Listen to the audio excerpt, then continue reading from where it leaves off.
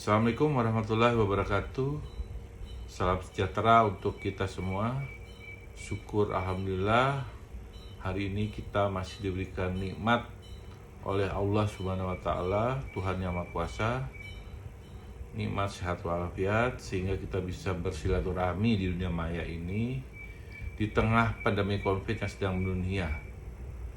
Agar kita bisa terus menjaga imunitas kita, selalu ada di rumah, jaga jarak 1 meter, dan sering mencuci tangan kita dengan sabun. Hari ini saya akan menjelaskan pertemuan ke-9 dari mata kuliah teknik penulisan media cetak, yaitu menulis artikel. Apa sebenarnya bedanya opini dan artikel? Dua-duanya sama tulisan, sama-sama untuk publikasi di media massa, baik itu dicetak maupun elektronik. Hanya sasarannya berbeda dan teknik penulisannya juga rada berbeda sedikit ya. Kalau opini itu kan memang berisi pendapat, subjektivitas dari penulisnya, menyikapi satu fenomena yang sedang aktual. Artikel ini juga sama, cuma sudut pandangnya berbeda, lebih to explain daripada to argumentatif gitu ya, lebih pada eksplanasi, menjelaskan satu fenomena ya dalam kacamata terutama keilmuan ya.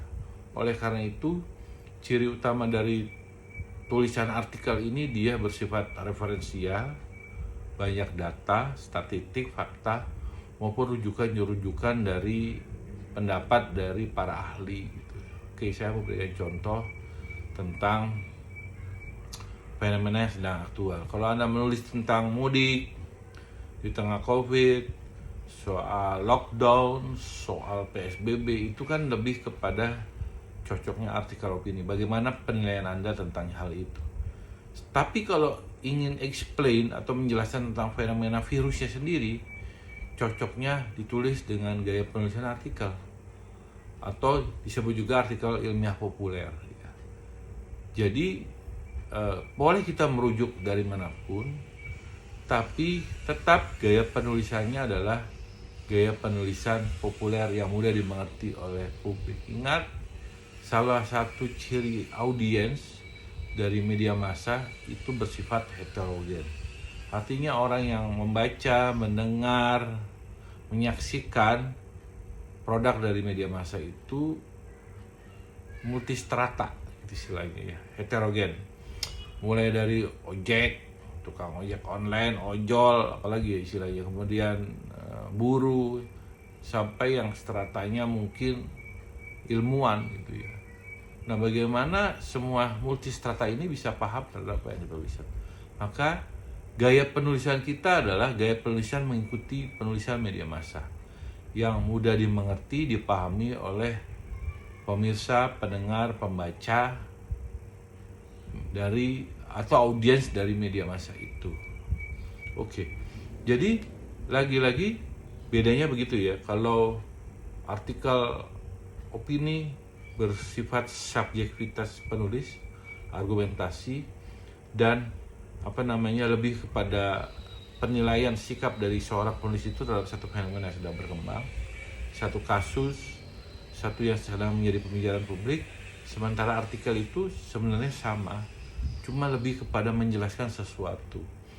Mungkin kalian mendengar atau membaca berita ya sekitar beberapa hari yang lalu tentang fenomena erupsi Gunung Anak Krakatau yang beberapa jam kemudian disertai dengan suara dentuman yang terdengar wilayah Jabodetabek ya. Jam 2 pagi, jam 3 ya. Itu fenomena apa? Kalau memang ketemu, itu bisa bukan dengan gaya penulisan artikel atau gaya penulisan opini, nggak cocok. Tapi kalau menggunakan artikel populer atau ilmiah populer lebih pas ya. Oke, saya bisa kasih contoh satu lagi tentang gaya komunikasi COVID-19. Di pelajaran Public Relation atau Humas kita mengenal komunikasi krisis. Anda mungkin bisa menulis tentang komunikasi krisis di mengatasi masalah COVID-19. Itu seperti apa? Tentu kan ada teorinya, ada referensinya tentang komunikasi krisis itu seperti apa. Waktu di media relation, saya sering membahas sedikit tentang bagaimana krisis manajemen. Bagaimana misalnya dalam komunikasi krisis itu harus ada jubir. Sekarang pemerintah sudah memilih Bapak Dr. Ahmad Yuryanto sebagai jubir penanganan COVID. Kemudian juga walaupun sebenarnya komunikasi pemerintah ini masih amburadul. Lihat semua ngomong-ngomong, jubir presiden ngomong, kemudian jubir corona ngomong, bahkan staf-staf ahli, tenaga ahli, kantor staf presiden ngomong semua ke media. Ini komunikasi yang tidak satu pintu itu kadang-kadang membingungkan, apalagi kalau pendapat salah satu yang dari satu yang lain itu berbeda-beda. Itu membingungkan publik menurut saya ya. Baiknya kalau emang ada institusi KSP, kantor staf presiden, satu aja jubirnya. Misalnya siapa? Ali Muhtar Ngabalin, sudah, yang lain nggak usah ngomong. Ini semua staf ahli atau tenaga ahli KSP ngomong, ini ngomong. Jadi kadang-kadang itu membingungkan publik. Ya, dalam krisis ini secara teori itu emang harus satu pintu komunikasinya, supaya tidak membingungkan masyarakat gitu ya. Karena ini ngomong, semua ngomong, kadang-kadang beda-beda. Nah itu misalnya kita membahas satu fenomena, itu contohnya pakai artikel atau opini atau artikel.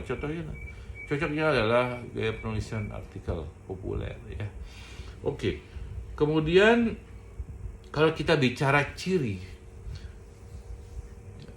dari artikel, penulisan artikel dengan opini itu sebenarnya ada. Pertama adalah bahwa artikel ini tidak memiliki struktur yang baku. Kalau berita, sering saya katakan sudah ada struktur bakunya. Ada pasti lead, ada nyebatan, ada tubuh berita. Itu pasti. 5W1H. Gaya penulisannya juga menggunakan kalimat langsung atau tidak langsung. Sudah. Itu firm. Berlaku seluruh dunia, universal. Sementara, kalau artikel ini, ilmiah populer itu, gaya penulisannya tidak baku. Anda boleh menggunakan model apapun, ya, dengan gaya apapun, silahkan. Yang penting adalah unsur-unsur yang saya sampaikan tadi, to explain, ada statistiknya, ada kutipan dari ahlinya, ada faktanya, itu disampaikan. Beda dengan opini, walaupun dia bersifat referensial, tapi banyak pikiran kita, kritik dan sebagainya. Kalau ini lebih kepada banyak memberikan pengetahuan, to inform, to explain, gitu ya. Yang kedua, tidak ada ketentuan yang menjelaskan mana yang harus didahulukan. Kalau berita kan jelas, ya angle, ada nama angle, sudut berita itu yang dahulu. Yang penting dulu, tidak penting sampai sangat tidak penting. Ya, Anda mau mulai dengan fakta dulu, mau prolog dulu boleh, ya. Ya, kemudian tadi struktur penulisannya tidak baku, kemudian mana yang didahulukan juga bebas, ya. Kemudian gaya penulisan yang saya katakan tadi, ya, tidak ada aturan yang ini gitu ya, bebas saja gitu loh ya. Seperti opini juga bebas, ya. Tapi karakternya berbeda. Kalau opini lebih pada penilaian, kalau ini artikel ini bersifat explain, maka banyak sekali yang menulis itu para ahli. Kalau saya orang komunikasi, ya maka saya akan menulis artikel tentang komunikasi karena saya ngerti. Ya, kalau Anda pakar biologi, Anda lebih cocok menulis tentang biologi. Maka kalau nggak salah tugas kita di praktikum besok tuh yang terkait komunikasi, ya. Itu jauh lebih kita pahami karena kita punya basic keilmuan yang cukup. Kalau saya menulis artikel, maka saya akan menulis tentang komunikasi krisis di era COVID-19. Itu lebih pas ketimbang saya ngomongin soal herd imunitas, ya. Imunitas diri itu cocoknya adalah ahli-ahli kesehatan masyarakat atau dokter atau orang-orang di bidang kesehatan yang cocok memberikan tulisan itu. Bagaimana cara menulis artikel? Yang pertama tentu ide, ya. Ide itu bisa apa aja. Kalau misalnya Anda nih besok ada Kartini, mau opini mau artikel, ya bisa menggunakan artikel juga, ya.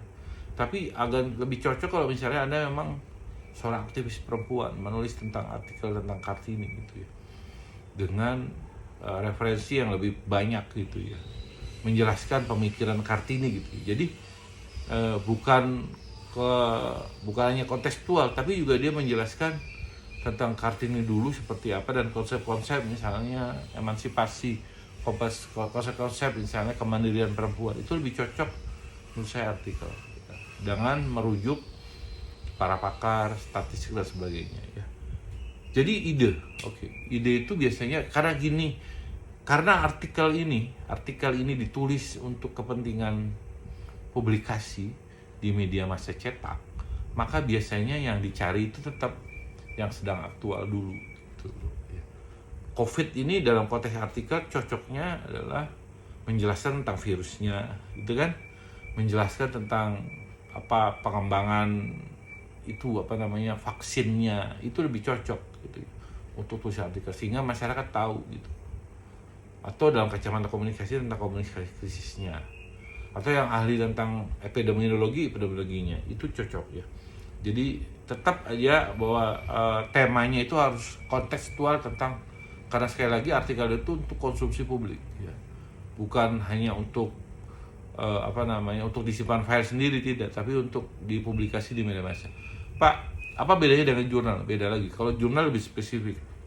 Jurnal itu kan publikasi yang khusus ya. Tapi boleh nggak kita mengutip jurnal untuk artikel? Boleh. Ya, itu bagus banget gitu loh. Tapi kan bahasa jurnal itu kan bahasa ilmiah gitu. Hanya dipengerti oleh halangan tertentu gitu. Kampus ya. Kalau jurnal itu kan spesifik ilmiah kampus. Tapi ketika Anda ingin mengutip, mengambil data, mengambil fakta atau bahasanya, buat bahasa yang bumi yang mudah dipahami oleh pembaca, pemirsa, pendengar dan sebagainya. Oke, kalau udah idenya ada, maka tetap temanya tentang apa? Ya, Anda ingin menulis tentang apa?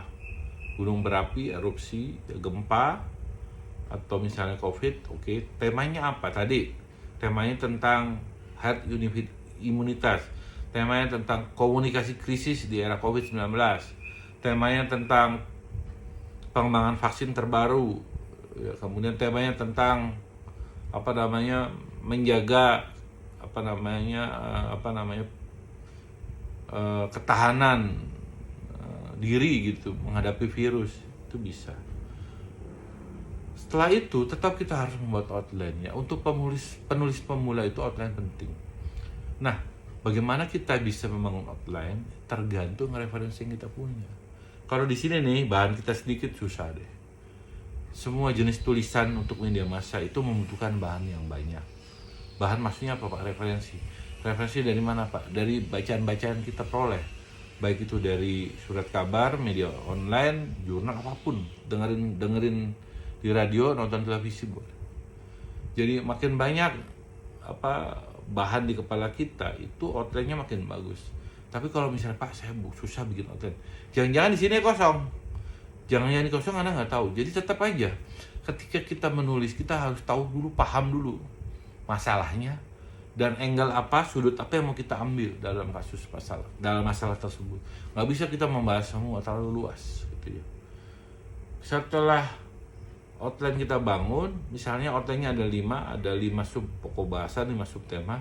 Dan setiap tema-tema itu ada buat paragrafnya yang disebut dengan menulis kasar ya.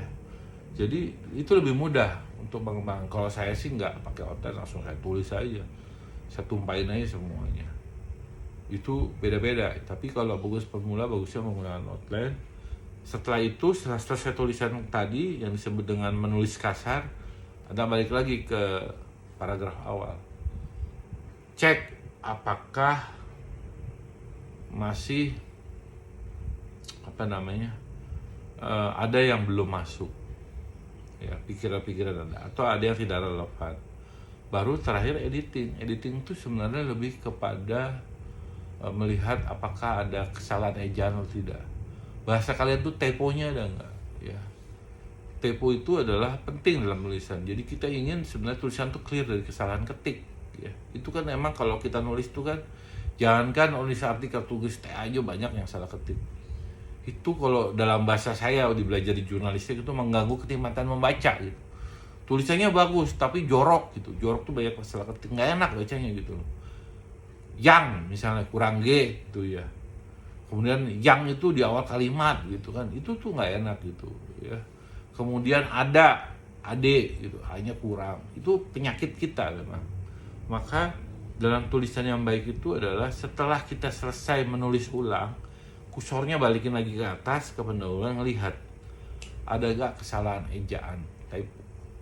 Yang kedua, ada gak dalam menulis kutipan itu salah salah nama orang gitu. Kemudian ngecek lagi datanya itu benar tidak. Anda tulis 2019 pada data itu 2018, hati-hati. Ini kan dibaca orang, ternyata oh ini ngaco nih tulisannya, data tahun lalu dipakai lagi. Nah itu ya, kalau sudah diedit, disunting, baru udah firm, yakin, baru Anda kirim ya. Di publikasi itu maksudnya dikirim ke redaksi gitu untuk diminta pertimbangan untuk dimuat atau tidak ya. Nah itu sebenarnya mekanisme penulisan alur ini berlaku untuk opini juga sama gitu ya. Kita mulai dari ide, kemudian membuat topiknya atau tema, membuat outline, menulis kasar, menulis halus, editing, publikasi. Itu langkah-langkah yang harus kita lakukan. Kemudian tentu setiap media massa itu memiliki syarat ya, ada aturannya. Pertama adalah tulisan itu harus asli, bukan plagiat ketahuan deh gitu loh. Dulu tuh ada skandal loh, tulisan artikel itu, saya ingat namanya itu, saya nggak sebut ya, produktif banget di Kompas, hampir seminggu sekali nulis.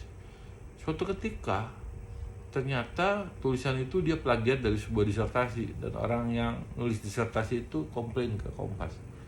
Nah, setelah itu dia nggak pernah nulis di blog gitu ya, karena dia nyontek gitu ya. Jadi karya tulisan apapun, baik itu opini, artikel, feature atau apapun, dia harus original ya, dia harus asli ya. Yang kedua, belum pernah di media manapun dimuat. Jangan, ini kadang-kadang kita tuh sering ngirim kemana-mana gitu, tiba-tiba udah dimuat di media Indonesia, ada kirim di Kompas lagi, itu secara etika nggak benar. Jadi kalau misalnya sudah ada kepastian tidak dimuat di Kompas, baru ada kirim ke Republika, kirim yang lain. Persoalannya kadang-kadang kita kan buru-buru ya, takutnya temanya basi. Kalau begitu Anda yakin misalnya di Kompas saja. Satu tulisan untuk satu media, bukan untuk semua media. Anda kirim random gitu, ternyata nanti dimuat rame-rame, itu secara etik nggak baik gitu ya. Yang ketiga tadi saya sudah jelaskan bahwa temanya harus aktual, up to date, yang sedang jadi pembicaraan ya. Yang sedang lagi ngetren, yang diomongin banyak orang, itu salah satu syaratnya. Kemudian yang keempat, kontennya itu untuk publik ya, emang untuk konsumsi banyak, karena ciri dari media massa itu, isi dari media massa berita itu untuk kepentingan umum gitu, jangan terlalu spesifik gitu loh. Jadi ini untuk konsumsi umum, substansinya untuk umum, bukan untuk satu komunitas, bukan untuk kampus doang, bukan untuk kelompok tertentu, tapi untuk semua. Itu yang harus Anda pahami. Selanjutnya dia harus ada yang orisinal. Kalau di IPB namanya novelty, kalau Anda nanti sekolah S3, itu salah satu hal yang harus ditemukan dalam sebuah riset S3, disertasi yang saya alami dulu itu, ada nggak yang baru. Kebaruan itu menjadi hal yang penting. Itu yang agak susah gitu ya, sesuatu yang baru Anda temukan ya. Paling tidak ada hal yang baru Anda tampilkan di situ, walaupun tidak sederajat seperti disertasi, tapi syarat untuk penulisan artikel layak muat itu adalah ada hal yang baru atau memberikan pengetahuan baru kepada masyarakat.